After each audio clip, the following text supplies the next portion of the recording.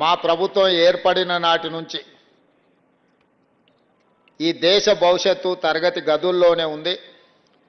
ఈ దేశంలో సమూలమైన మార్పు రావాలి అంటే ప్రతి వాడికి నాణ్యమైన విద్యను అందించాలి అనే ఆలోచన లక్ష్యంతోని బసవన్న స్ఫూర్తితోని మా ప్రభుత్వం పనిచేస్తుంది. మీకు అందరికీ తెలుసు.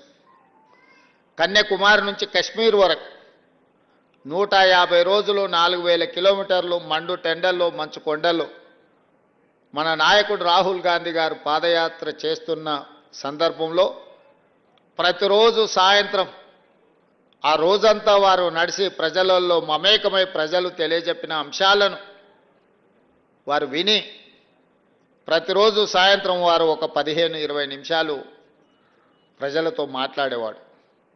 ప్రతిరోజు ఆ ప్రసంగాన్ని దాదాపుగా 150 రోజులు నిశితంగా గమనించిన బసవన్న పేరు లేకుండా రాహుల్ గాంధీ గారు ఏ రోజు కూడా మాట్లాడలేదు. బసవన్న యొక్క ప్రభావం రాహుల్ గాంధీ గారి మీద వారు అందించిన ఒక సామాజిక బాధ్యత, ఒక సామాజిక స్పృహ రాహుల్ గాంధీ గారి మీద ఎంత ప్రభావితం చూపించిందో